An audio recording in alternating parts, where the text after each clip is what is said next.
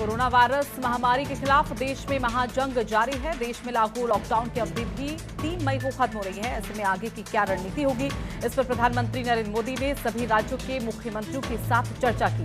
बैठक में प्रधानमंत्री ने कहा है कि लॉकडाउन से काफी लाभ मिला है।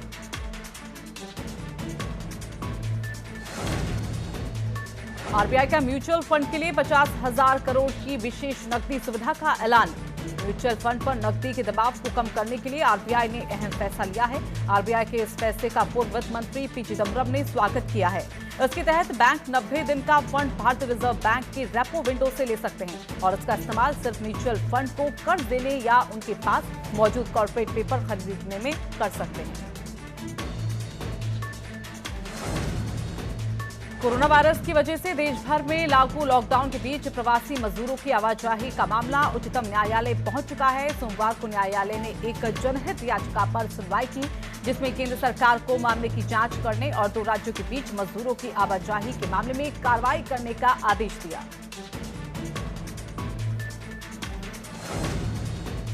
पूरे विश्व में कोरोना के संक्रमण से अब तक तकरीबन 30 लाख के करीब लोग संक्रमित हो चुके हैं, जबकि 2 लाख से ज्यादा लोग अपनी जान गंवा चुके हैं। इस जानलेवा वायरस से दुनिया के करीब 200 देश प्रभावित हुए।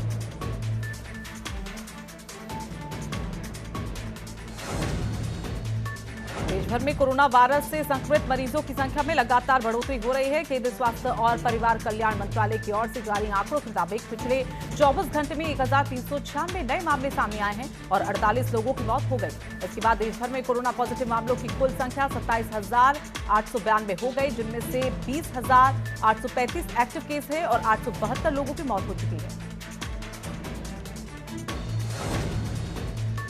यूपी में कोरोना पॉजिटिव मरीजों की संख्या लगातार बढ़ती चली जा रही है। साथ ही कोरोना से मरने वालों की संख्या में भी इजाफा हो रहा है। यूपी में संक्रमितों की संख्या बढ़कर 1,873 हो गई। कोविड-19 एक्टिव मरीजों की संख्या अब प्रदेश में 1,516 है, तो वहीं मृतकों की संख्या 30 हो गई। पंजाब पुलिस ने हिजबुल मुजाहिदीन के एक आतंकी को गिरफ्तार किया। उसके पास से 20 लाख रुपए की नकदी भी बरामद की गई। पुलिस को आशंका है कि वो किसी बड़ी वारदात को अंजाम देने की फिराक में था। गिरफ्तार आतंकी की पहचान हिलाल अहमद पुत्र अब्दुल समद के रूप में हुई। वो नौगाम अवंतीपुरा जम्मू कश्मीर का रहने वाला है। देश में कोरोना वायरस का कहर देखा जा रहा है। कोरोना वायरस के कारण देश में संक्रमितों का आंकड़ा 27,000 के करीब हो गया। वहीं कोरोना वायरस देश में सरकारी दफ्तरों तक भी पहुंच चुका है। ताजा मामले में स्वास्थ्य मंत्री के यूएसडी कार्यालय का गार्ड कोरोना वायरस से पॉजिटिव पाया गया है।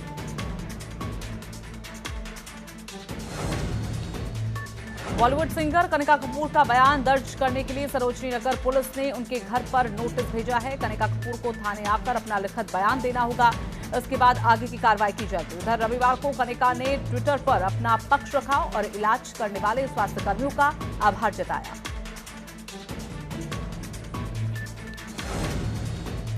लॉकडाउन के बीच आरएसएस की सबसे नवीन शाखा रिसर्च फॉर रिसर्चेस फाउंडेशन ने एक बड़ा कदम उठाया है। ये संस्था स्वदेशी वीडियो कॉन्फ्रेंसिंग ऐप विकसित करने के लिए 30 मई को एक प्रतियोगिता आयोजित कर रही है। इस प्रतियोगिता में देश भर के स्टूडेंट्स, चाहे वो किसी भी विषय के हों, भाग ले सकेंगे।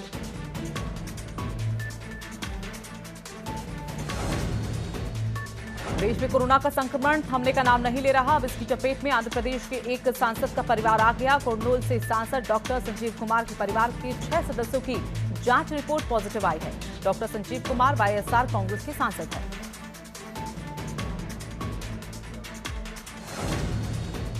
कोरोना संकट के बीच कई जगहों से लॉकडाउन के उल्लंघन की घटनाएं सामने आ रही हैं। इसलिए सहारनपुर पुलिस ने लॉकडाउन का पालन कराने के लिए एक नया तरीका अपनाया है। पुलिस ने लोगों के बीच जागरूकता बढ़ाने के लिए यमराज का सहारा लिया है।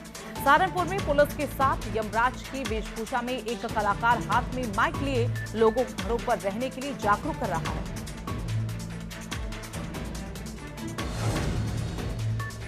लॉकडाउन लागू होने के कारण विरोध के पारंपरिक तरीके यानी धरना प्रदर्शन और पुतला दहन भी किनारे हो गए। तो वहीं फर्रुखाबाद अखिल भारत हिंदू महासभा के नेताओं ने पालघर की घटना के विरोध के लिए पांचाल घाट पहुंचकर गंगा किनारे मुंडन कराया और आरोपियों के लिए मृत्यु दंड किए जाने की मांग की। महासभा के नेता सैनिटाइजर और मास्क लेकर गए थे। मुंडन में सोशल डिस्टेंसिंग का पूरा ख्याल रखा गया।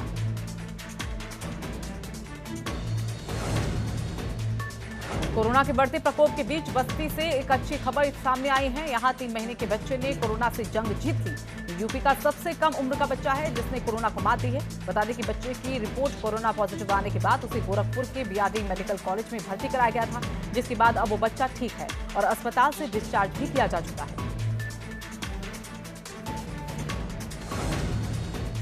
कानपुर में जमातियों की बदसलूकी करने के मामले में अब कार्रवाई हो गई। जमातियों के खिलाफ पुलिस ने मुकदमा दर्ज कर लिया। दरअसल कल आइसोलेशन में भर्ती जमातियों ने खाने की थाली को लात मार के फेंक दिया था। साथ ही खाना देने गए वार्ड बॉय को मारने की कोशिश भी की थी, जिसके बाद ये कार्रवाई की गई है।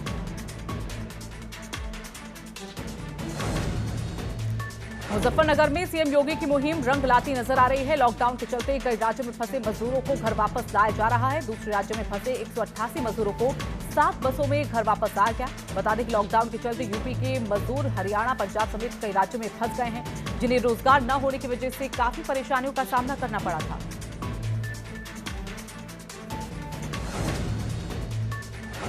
जालौन में कोरोना पॉजिटिव निकले डॉक्टर के बाद अब उसकी पत्नी की भी रिपोर्ट पॉजिटिव आई है। इसके बाद अब जिले में कोरोना के 2 मामले हो चुके हैं। वहीं डॉक्टर के बेटे और बेटी की जांच रिपोर्ट नेगेटिव आई। जिले में 2 दिनों में कोरोना के 2 मामले सामने आने के बाद जिला प्रशासन में हड़कंप मच गया।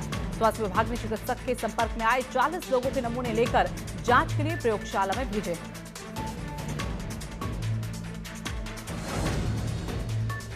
कोरोना के संक्रमण पर अंकुश लगाने और इससे प्रभावित लोगों की जान बचाने की खातिर सीएम योगी की योजना पर प्लाज्मा थेरेपी से इलाज की शुरुआत हो गई। लखनऊ में केजीएमयू से इसका आगाज हुआ है। केजीएमयू में कोविड-19 मरीज को प्लाज्मा की पहली डोज दे दी गई। कोरोना के 58 वर्षीय मरीज को पहली डोज के रूप में 200 ml प्लाज्मा चढ़ाया गया। कोरोना पॉजिटिव मरीजों के ठीक होने के बाद 3 मरीजों से प्लाज्मा लिया गया था।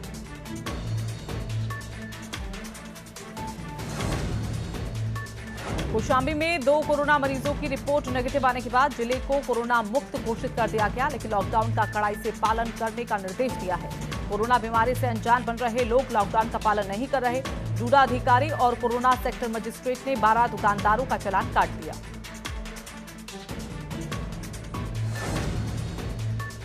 यूपी में तेजी से कोरोना मरीजों की संख्या बढ़ रही है। ऐसे में हर जिले के हॉटस्पॉट को सील कर उन्हें सैनिटाइज करने का काम किया जा रहा है। तो वहीं झांसी में कोरोना का मरीज मिलने के बाद प्रशासन अलर्ट पर है। जिस इलाके में कोरोना का मरीज मिला उस पूरे इलाके को सैनिटाइज करने का काम शुरू हो गया है। इस इलाके के हर घर को सैनिटाइज किया जा रहा है।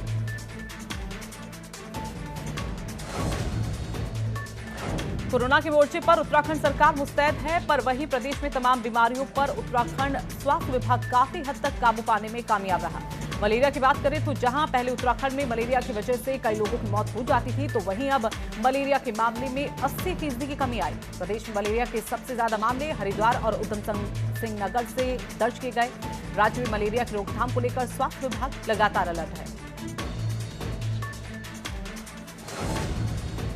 प्रदेश में भले ही कोरोना मरीजों की संख्या 51 तक पहुंच गई, लेकिन फिर भी 29 मरीज ठीक हो गए। वहीं कांग्रेस के मुख्य प्रवक्ता मथुरादास जोशी ने माना है कि हालात कंट्रोल में है, लेकिन फिर भी सरकार को हाथ पर हाथ धरकर नहीं बैठना चाहिए। उनके अनुसार सरकार को कोरोना की बात के असर पर भी सोचना चाहिए। कोरोना संक्रमण रोकथाम को लेकर जहां डॉक्टर, पुलिस प्रशासन लगातार अपनी सेवाएं दे रहे हैं, तो वहीं खटिमा में प्रशासन के साथ कंधे से कंधा मिलाकर धर्म जागरण मंच के कार्यकर्ता भी क्षेत्र की गरीबों और क्वारंटाइन सेंटर में रखे गए लोगों को 3 वक्त का भोजन मुहैया करा कोरोना योद्धा के रूप में कार्य कर रही हैं।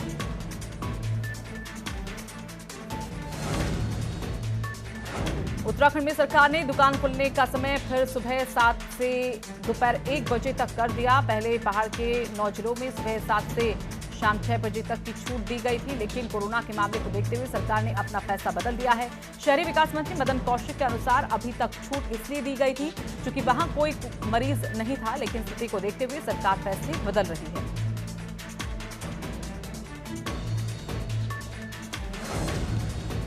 उत्तराखंड में बीते दिनों हुई बारिश और ओलों ने अन्नदाता की मुश्किलें बढ़ा दी। ओले गिरने से किसानों की फसल बर्बाद हो गई। वहीं जो फसल बच रही है उसकी मांग कम होने से अच्छे दाम नहीं मिल रहे। वहीं मामले पर सीएम रावत का कहना है कि अगर मटर के दाम नहीं मिल रहे हैं तो किसान मटर को फ्रोजन कर सकते हैं ताकि बाद में इसका उपयोग हो जाए। साथ ही जहां बारिश और ओले गिरने की वजह से फसलें खराब हुई हैं, वहां जिलाधिकारियों को कह दिया गया है कि रिपोर्ट बनाकर सरकार को उपलब्ध कराएं।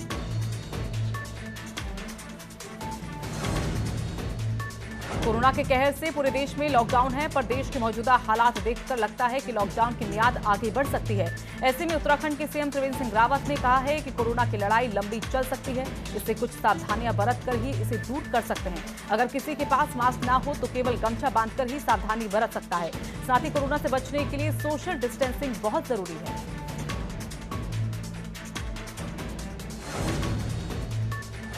कोरोना काल में उत्तराखंड कांग्रेस की तरफ से लगातार जनता के बीच जाकर लोगों की मदद की जा रही है। ऐसे में कांग्रेस के प्रदेश अध्यक्ष प्रीतम सिंह अपने संगठन के साथ राहत सामग्री बांटने का काम कर रहे हैं। महानगर की टीम ने सोनिया कैंटीन के जरिए पका खाना लोगों के बीच बांटा। वहीं कांग्रेस का कहना है कि वो इस तरह की मदद आगे भी करते रहेंगे।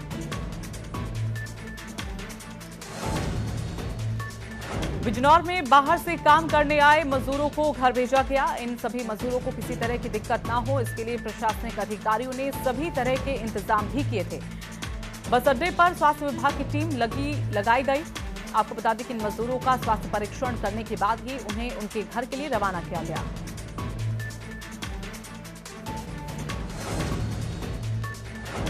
लॉकडाउन के चलते बरेली के मीरगंज इलाके के करीब 150 मजदूर हिमाचल प्रदेश में फंस गए हैं। ये मजदूर हिमाचल प्रदेश में अलग अलग जगहों पर फंसे हुए हैं। कामकाज बंद होने से इन मजदूरों के सामने रोजी रोटी का संकट आ गया है। मजदूरों ने वीडियो वायरल कर सीएम योगी और क्षेत्रीय विधायक डॉक्टर डीसी वर्मा से मदद की गुहार लगाई है। चित्रकूट में आज मध्य प्रदेश से भेजे जा रहे 114 मजदूरों को उत्तर प्रदेश और मध्य प्रदेश बॉर्डर पर रोक दिया गया। बसों पर सवार सभी मजदूर उत्तर प्रदेश के बाराबंकी जिले के रहने वाले हैं, जहां मध्य प्रदेश सरकार बसों द्वारा उत्तर प्रदेश में इनके घरों तक भेजने का फरमान सुना चुकी है। तो वहीं दूसरी ओर उत्तर प्रदेश सरकार के नुमाइंदे द्वारा इनको बॉर्डर पर ही रोक दिया गया, जिसकी वजह से ये सब लोग परेशान होकर योगी सरकार से गुहार लगा रहे हैं।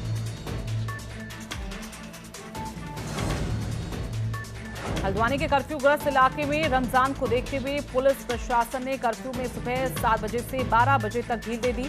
वहीं इसके साथ ही रमजान में लोगों से सहयोग करने की भी अपील की और कहा कि लोग नमाज अदा करने के लिए मस्जिदों में ना जाएं। आपको बता दें कोरोना वायरस से संक्रमित मरीज मिलने की वजह से इस इलाके में सरकार ने कर्फ्यू लगा दिया था, जिससे अब हालात नियंत्रण में हैं। देश भर में कोरोना वायरस का ग्राफ लगातार बढ़ रहा है। त्योहारों, बाजारों से लेकर शादियों पर लॉकडाउन का असर साफ देखा जा सकता है। लॉकडाउन के बीच उत्तर प्रदेश उत्तराखंड बॉर्डर पर एक जोड़े ने शादी की। दरअसल काशीपुर की नेहा और उत्तर प्रदेश के मुरादाबाद से विक्रम ने बॉर्डर पर शादी रचाई। इस दौरान बॉर्डर पर मौजूद पुलिस ने भी नवविवाहिता जोड़े को आशीर्वाद दिया।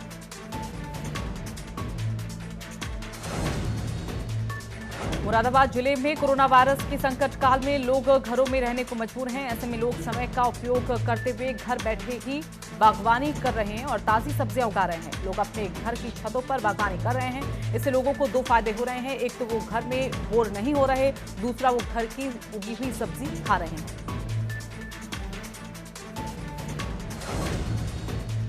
कानपुर देहात जिले में अचानक मौसम का मिजाज बदल गया, जिसके बाद धूल भरी आंधी, तूफान और बूंदाबांदी होने से किसानों को भारी नुकसान हुआ है। मौसम बारिश ने किसानों की मुसीबत बढ़ा दी है। किसानों की माने तो उनकी फसलों से 30 से 40% किसानों का गेहूं थ्रेशर से मरने के लिए पड़ा था। कुछ किसानों का खेतों में कटा पड़ा भूसा भी आंधी से उड़ गया।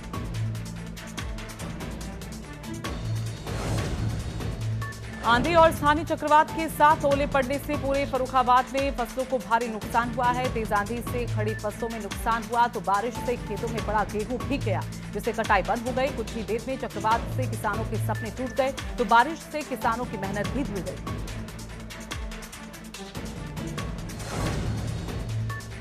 कोरोना वायरस संक्रमण से जहां देश के लिए परेशानी का सबब बना हुआ है, तो वहीं मौसम भी लोगों के लिए आफत बना हुआ है। जसपुर के एक मकान पर आसमानी बिजली गिरने से लाखों रुपयों का नुकसान हो गया और एक महिला गंभीर रूप से झुलस गई, जिसको इलाज के लिए अस्पताल में भर्ती कराया गया।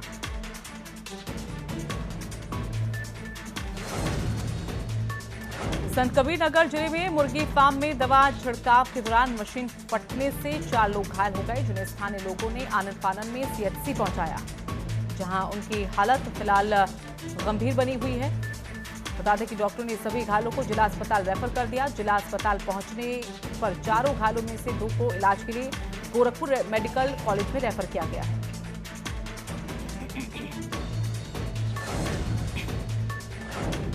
बदायूं के अलापुर थाना क्षेत्र के कटिया गांव में तेंदुए का मूवमेंट पता चला था, जहां एक किसान जानवर के हमले में घायल भी हुआ था। जिसके बाद से पूरे मामले की जांच वन विभाग टीम कर रही है। वन विभाग को इलाके की कॉम्बिंग करने पर तेंदुए के पैरों के निशान मिले, लेकिन तेंदुए की मूवमेंट का पता अभी तक नहीं चल पाया है। वन विभाग ने कटिया गांव के आसपास को लेकर अलर्ट भी जारी कर दिया।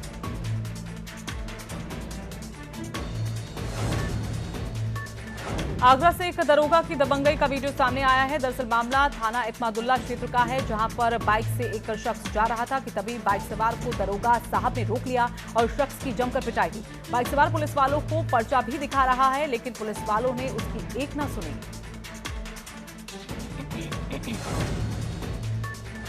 लखनऊ के थाना गाजीपुर के अरावली मार्ग स्थित बिल्डिंग की चौथी मंजिल पर अचानक भीषण आग लग गई। आग इतनी भयंकर थी कि आग की लपटें बिल्डिंग के बाहर तक दिखाई दे रही थी।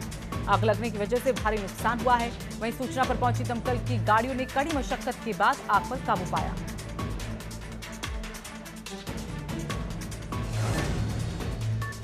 कोरोना के चलते पूरे देश में लॉकडाउन लागू है, लेकिन लॉकडाउन के बावजूद भी आपराधिक घटनाएं कम होने का नाम नहीं ले रही। ताजा मामला फिरोजाबाद के फरीहा थाना इलाके का है, जहां जमीन विवाद में दो भाइयों के बीच फायरिंग हो गई।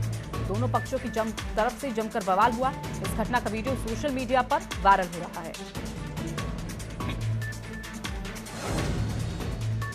बहराइच के थाना मोतीपुर के बलई गांव में चाचा ने अपने भतीजे की हत्या कर दी। बताया जा रहा है कि चाचा शराब के नशे में धुत होकर घर आया था और हंगामा कर रहा था।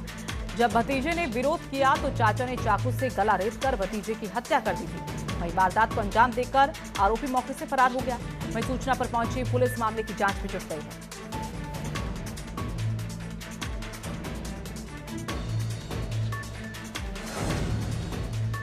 चित्रकूट पुलिस ने बीती रात हुई युवक की हत्या का खुलासा कर लिया। युवक की हत्या उसकी ही पत्नी ने गला घोंटकर की थी।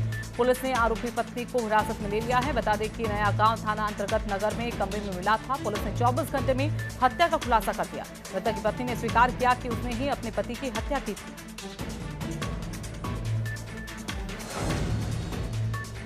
लॉकडाउन से इंसान भले ही परेशान हो, लेकिन जीव जंतु, पेड़ पौधे और प्रकृति चैन की सांस ले रहे हैं। अप्रैल की शुरुआत में वैज्ञानिकों को उत्तरी ध्रुव यानी नॉर्थ पोल के ऊपर स्थित ओजोन लेयर में एक 10 लाख वर्ग किलोमीटर का छेद दिखा था।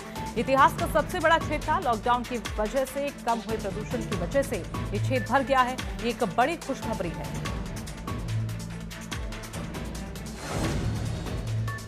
कोरोना संक्रमण को रोकने के लिए लगाए गए लॉकडाउन से इंसान के साथ ही जानवरों के लिए भी मुश्किलें खड़ी हो गई। लॉकडाउन की वजह से थाईलैंड में सरकार ने बीते महीने आपातकाल की घोषणा कर दी थी, जिसके बाद वहां के पर्यटन स्थल वीरान हो गए।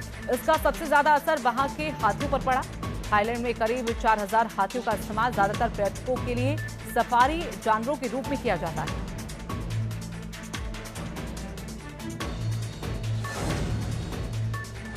ब्रिटिश प्रधानमंत्री बोरिस जॉनसन की गैरमौजूदगी में कोरोना के खिलाफ लड़ाई की अगुवाई कर रहे मंत्री डोमिनिक राव ने वैक्सीन को लेकर एक बयान दिया है।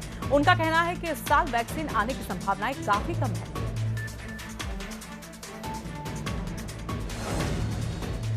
हॉलीवुड एक्टर टॉम हैक्स और उनकी पत्नी रीटा विल्सन पहले सेलिब्रिटी थे जो कोरोना वायरस की चपेट में आए थे। कुछ वक्त बाद दोनों पति पत्नी स्वस्थ हो गए।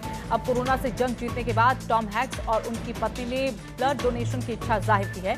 हाल ही में NPR पॉडकास्ट में टॉम ने कहा है कि वो दोनों ब्लड डोनेट करना चाहते हैं। बॉलीवुड के एक जमाने में सबसे ज्यादा सुर्खियां बटोरने वाली जोड़ी थी रणबीर कपूर और दीपिका पादुकोण की।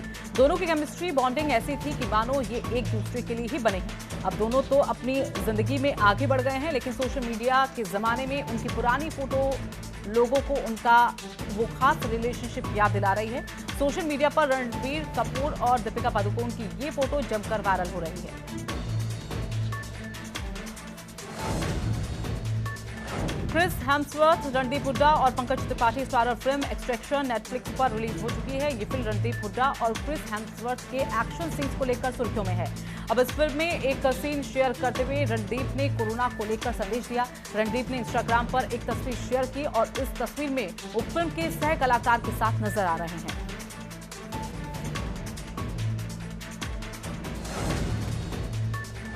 कोरोना वायरस के खतरे को देखते हुए स्टार्स भी घर में हैं और अपनी तस्वीरें और वीडियो फैंस के साथ शेयर कर रहे हैं। बॉलीवुड एक्टर संजय मिश्रा का नाम भी इस लिस्ट में जुड़ चुका है।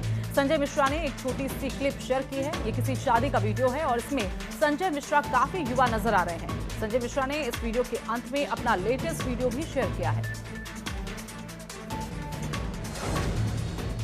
Bollywood singer Kanika Kapoor corona virus से जंग जीत चुकी हैं। रविवार को कनिका ने उन पर लगे लापरवाही के आरोपों पर सफाई दी थी और अब कनिका ने फैमिली संग चाय पीते हुए फोटो शेयर की है। तस्वीर में कनिका कपूर अपने परिवार वालों के साथ चाय पीती हुई नजर आ रहे हैं। सभी के चेहरे पर मुस्कान है। बता दें कि अस्पताल से निकलने के बाद कनिका कपूर का ये दूसरा पोस्ट है।